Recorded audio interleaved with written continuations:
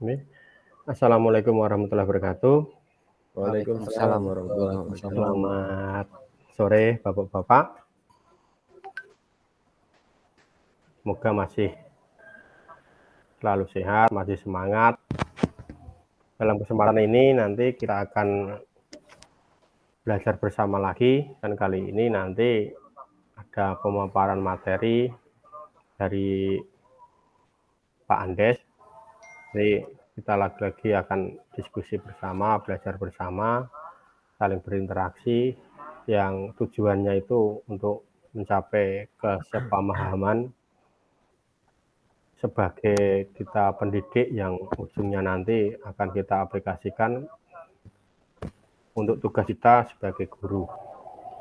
Kemudian langsung saja waktu dan tempat dipersilahkan, monggo Pak Andes. Iya Bapak Moderator yang terhormat, para peserta. Terima kasih atas waktunya yang telah diberikan kepada saya. Izinkan saya untuk memaparkan beberapa materi yang memang sudah saya rangkum sebelumnya. Ini saya langsung untuk menge-share saja ya Pak. Monggo Pak Andes.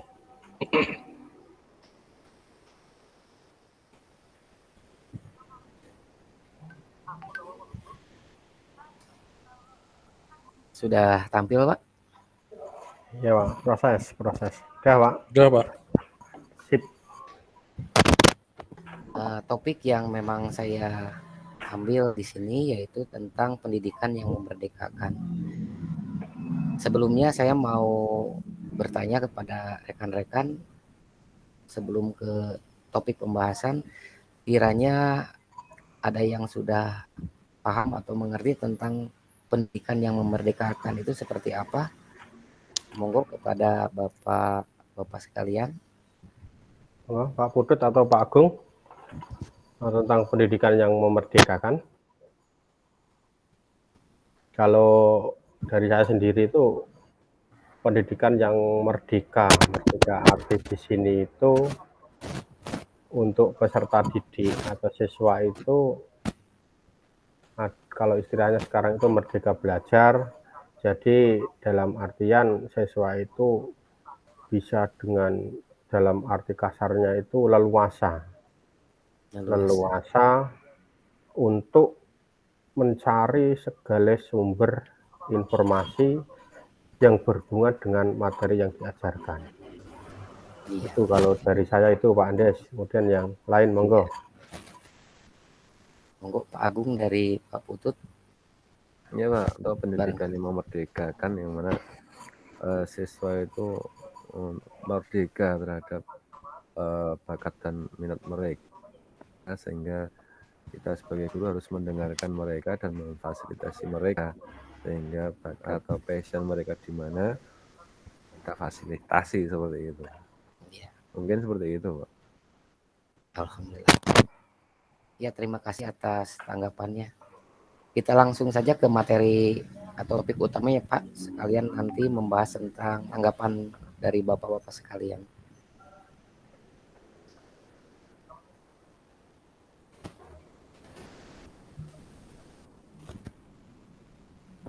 Nah ini Pak, kita awali dari dasar pemikirannya. Kesadaran atau komitmen untuk mewujudkan sebuah pendidikan yang memerdekakan itu harus muncul dimulai dari diri kita sendiri. Diawali dari diri kita sebagai pendidik. Di mana pendidikan itu yang harus memanusiakan dan diusahakan dan memang harus itu berpihak pada murid. Ini istilah lainnya yaitu student center mungkin Pak. Dalam hal ini kita melihat Bapak pendidikan kita itu adalah sebagai sumber inspirasi yang sangat luar biasa. Kita melihat pemikiran dari Bapak Ki Hajar Dewantara itu sangat sesuai dengan tantangan zaman kita saat ini. Juga dengan konteks kita yang memang saat ini Pak. Seperti sembilan dari beliau, Bapak Ki Hajar Dewantara, Ingarso Sungtulodo Ing Madya Mangun Karso Tutwuri Handayani. Nilai utama setiap pendidik di Indonesia adalah menjadi teladan, membangkit semangat, dan pemberdaya menuju kemerdekaan peserta didik. Pendidikan yang memerdekakan mencakup diantaranya yang pertama untuk pihak sekolah yaitu penyusunan kurikulum operasional di satuan pendidikan. Kurikulum operasional di sini memuat seluruh rencana proses belajar yang diselenggarakan di satuan pendidikan yang menjadi sebuah acuan atau pedoman seluruh penyelenggaraan dari pembelajaran. Untuk menjadikannya bermakna, kurikulum operasional satuan pendidikan dikembangkan sesuai dengan konteks dan kebutuhan peserta didik dan satuan pendidikan. Jadi mungkin dari bapak-bapak sekalian, setiap daerah ini mempunyai keperluan atau kebutuhan yang berbeda-beda sesuai dengan konteks dari daerahnya masing-masing. Yang kedua, ini ada membentuk profil pelajar Pancasila sebagai acuan dalam penyusunan visi, misi, dan tujuan di satuan pendidikan. Pelajar Indonesia merupakan pelajar sepanjang hayat yang kompeten, berkarakter, dan berperilaku sesuai nilai-nilai Pancasila. Jadi Pancasila di sini diangkat sebagai profil dasar yang akan membentuk karakter dari peserta didik kita. Yang ketiga itu ada komponen kurikulum operasional di satuan pendidikan. Komponen ini menjadi komponen utama yang ditinjau setiap 4-5 tahun. Di sini mencakup karakteristik satuan pendidikan. Bagaimana karakteristiknya di dalam sebuah satuan pendidikan. Mungkin karakteristik satuan pendidikan bapak-bapak sekalian tidak sama dengan karakteristik di satuan pendidikan kami. Yang kedua, harus menentukan visi, misi, dan tujuan dari satuan pendidikan tersebut. Nah, di sini ada note untuk SMK, visi dan misi disusun untuk lingkup sekolah, sedangkan tujuan disusun untuk lingkup program keahlian berdasarkan analisis kebutuhan dunia kerja. Mungkin salah satu contohnya kalau untuk lingkup program keahlian di sini kita melakukan yang namanya penyelarasan dengan kurikulum dengan dunia kerja atau IDUKA. Nah, ini salah satu petanya Pak dari proses penyusunan kurikulum operasional di sekolah atau di satuan pendidikan, di mana memang tujuan pendidikan nasional itu intinya mengacu kepada profil pelajar Pancasila sesuai dengan standar nasional pendidikan yang akan membentuk nanti struktur kurikulum, prinsip pembelajaran dan asesmen capaian pembelajaran. Seperti itu mungkin Bapak yang bisa saya sampaikan. Kurang lebihnya mohon maaf. Nanti bisa ditanggapi oleh Bapak-bapak sekalian. Mangga dikritisi. Yang jelas memang mungkin ini masih banyak kekurangannya. Terima kasih. Wassalamualaikum warahmatullahi wabarakatuh. Seperti itu Bapak. Tanya Pak Andes ini. Siap Pak. Monggo Pak. Ini kan di era pandemi seperti ini ya. Iya betul Pak. Apakah anak yang merdeka kalau tadi ya pendidikan anak merdeka itu kesempatan mendapatkan pelajaran? Kalau secara konsep ini Pak, memang kita harus sudah menerapkan Pak sesuai anjuran dari Kementerian bahwa pendidikan yang memerdekakan itu kita susun menjadi sebuah kurikulum yang disesuaikan dengan satuan pendidikan masing-masing. Tentunya di era pandemi yang seperti ini kita berusaha dengan berbagai cara, terlebih kan sekarang sedang masa-masanya klaster kedua mungkin Pak gitu. Ya mudah-mudahan pandemi ini cepat berlanjut, tapi secara konsep ini sudah harus diterapkan di ajaran baru sekarang ini Pak. Seperti itu mungkin Pak Agung. Mungkin ada tambahan lagi dari Pak Putut atau ada yang mau tanya? Mungkin ya ini diskusi aja ya Pak. Ya siap-siap Pak.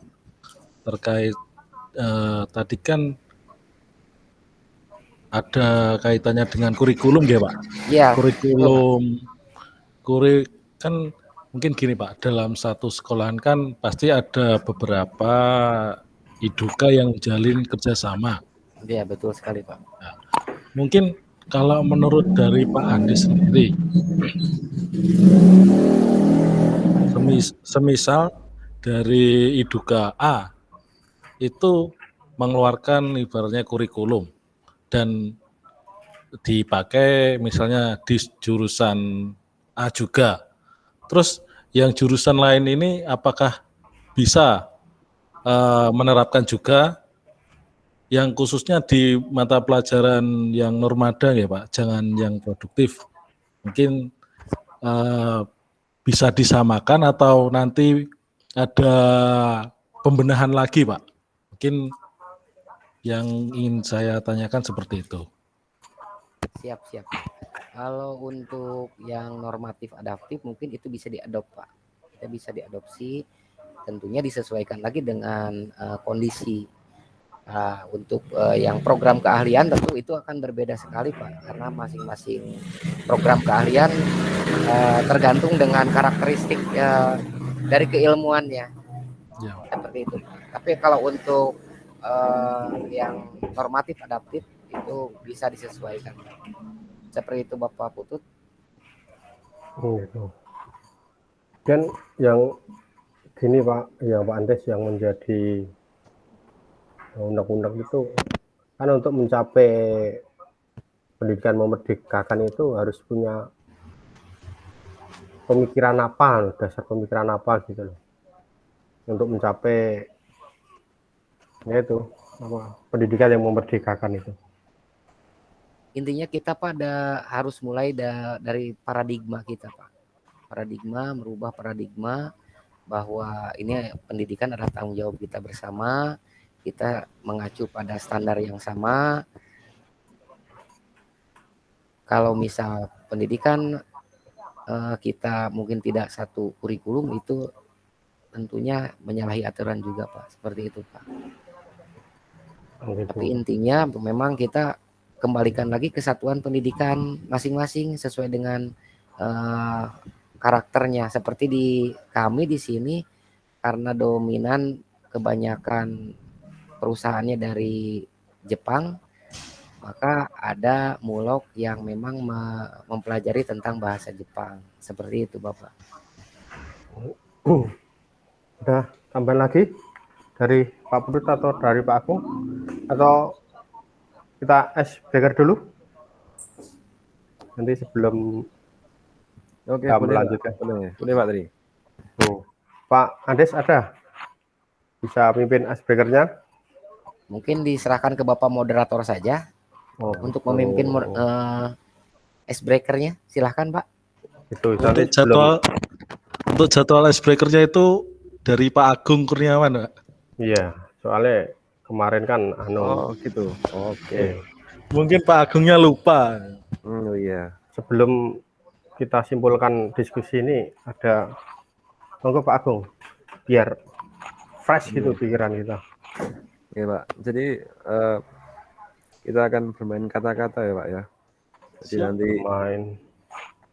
ikuti instruksi saya. Jadi kalau saya katakan Indonesia, nanti bapak-bapak mengangkat tangan sambil berkata Jaya, Jaya, Jaya. Ya. Oke. Yang kedua, kalau saya bilang merdeka, nanti bapak tepuk tangan 2 kali. Saya ulangi lagi Pak.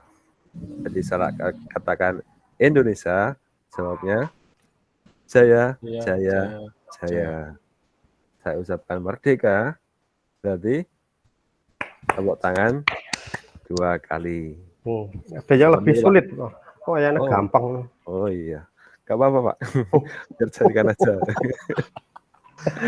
Oke Pak, kita coba untuk icebreaker-nya kali ini ya Pak. Oke.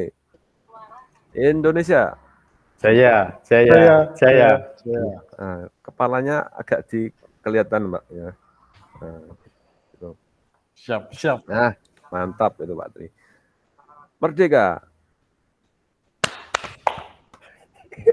Ini Pak, kelihatan tepuk tangannya ya. Lihat Pak. Oke. Indonesia merdeka, Indonesia. Jaya, jaya, Jaya, jaya, jaya, Jaya, jaya, jaya, jaya, jaya, jaya, jaya. jaya. jaya, jaya. Oh iya, Bang. Oke, Oh, double loh, Pak. lagi Sulit iki. saya Oh, levelnya Pak ini karena waduh. antusias sekali ini. Oke, merdeka, merdeka Indonesia. Jaya, Jaya, jaya, Jaya, jaya. jaya. Mantap. Indonesia merdeka, Indonesia. Jaya, Jaya, jaya, jaya, jaya. jaya. Jaya, jaya, jaya, jaya, jaya. jaya. Oke. 3, 5 berani, Pak. Oh, Oh. oke, lagi. Hmm. Indonesia merdeka, merdeka. Jaya, Jaya, jaya, jaya. jaya. Jaya, Jaya, jaya. jaya. Iya, jaya. Indonesia Pak jawabannya bukan Oh iya, iya, iya. Oh, iya. gitu. Oh iya. Oh, udah siap balik. Oh iya. gitu. Oh Oke. iya. Mantap ini konsentrasinya Pak. Anjas ini. Jadi pesertanya agak udahan ini. Oke, Sudah sulo ya Pak ini Pak. saya kembalikan ke moderator lagi. Oke, itu Kasih. terima kasih pada Pak Agung yang sudah mencairkan suasana gitu sebagai kita bisa fresh lagi. Kemudian yang dari Pak Andes tadi yang menyampaikan pendidikan yang memerdekakan. Kalau saya terngiang-ngiang di kepala saya itu kalau pendidikan yang merdeka itu ada kata yang menghambakan anak itu, yang menghambakan anak itu yang sangat luas artinya, yang kita dulu kalau bisa dikatakan sebelum ada pelatihan ini atau kurikulum operasional ini itu tidak menghambakan anak, tapi kita cuma menghambakan perintah.